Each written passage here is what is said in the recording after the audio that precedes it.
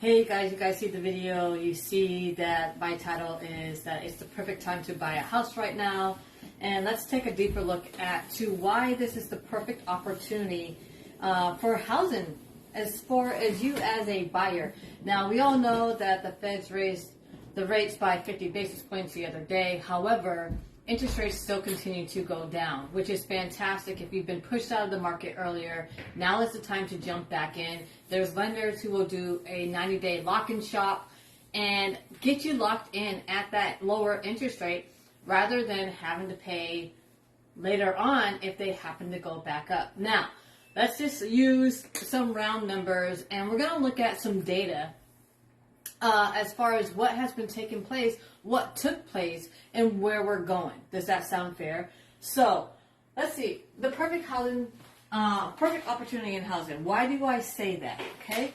Well, let's say last year, or just say for instance, we're looking at buying a home at $500,000. You're looking at an 80% loan to value rate. Okay.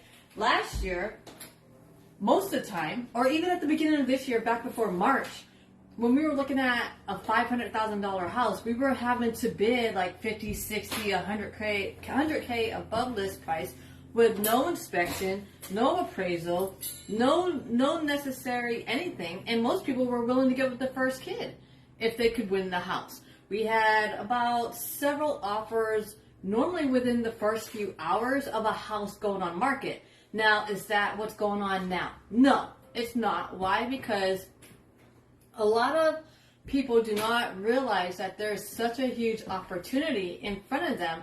And so a lot of you guys are sitting on the sidelines saying, you know what, I'm going to wait until interest rates get lower, or I'm going to wait till the housing crashes, or whatever reason that may be. Now, why am I saying this is a perfect opportunity for you guys? Well, one, we're still short inventory. However, houses are still sitting on market longer than what they have been in the past. Two, sellers are willing to negotiate. They're willing to give seller credits, and they're willing to do price reduction.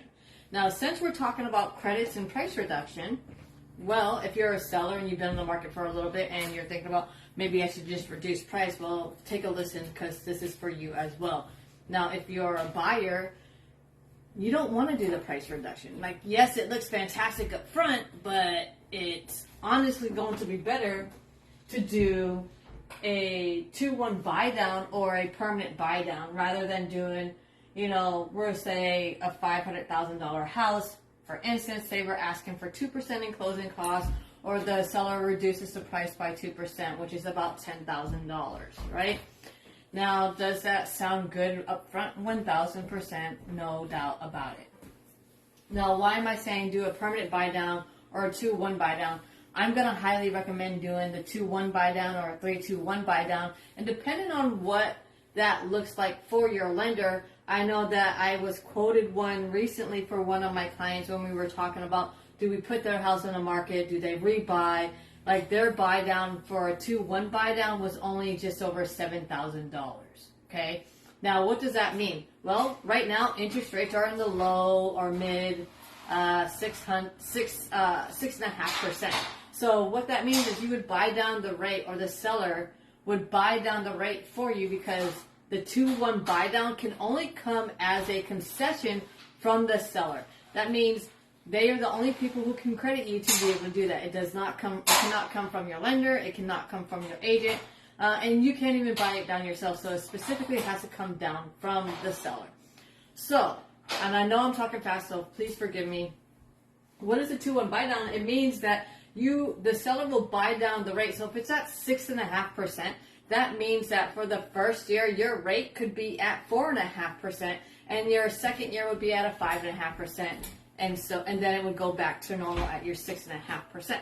However, I have been saying for a very long time that I anticipate interest rates to go down the first quarter, or end of first quarter, beginning of second quarter. And if that's the case, well, we would have a 2-1 buy down initial of, say, like 93.23, for instance. And I know I have some numbers up here that I have not gone over, but I want you to see that I literally done the math, right? So let's say we had a $400,000 loan. It was a 7% note because at one point we were at 7%, okay? And it was about 2661 at a 5% note. So if we did that 2-1 buy down, it would drop the note down to 2147, okay? And it would save you $514 a month. That is a lot of money to do a 2-1 buy down. Now, I'm thinking that, and I don't have a crystal ball, so it is what it is, but I am anticipating from what I am hearing from the lenders or from my research on what the inflation rate is doing, CPI, employment, things like that, we are anticipating, or I am anticipating, that interest rates will actually go down into the 5s. So if that is the case, and I am correct, and we are correct from the knowledge or the research and the information that I have been in these masterminds, these groups and things like that are correct, then you'll be able to refinance next year into like the 5s, which means you did not use all of your 2-1 buy down credit from the seller.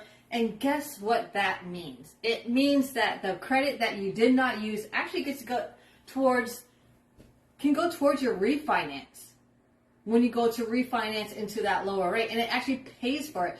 So instead of waiting for interest rates to drop, instead of waiting for the housing market to crash, because I promise you it's not going to, because we are still super low inventory, this is the perfect opportunity. And a lot of people are going to be like, man, no, it's not.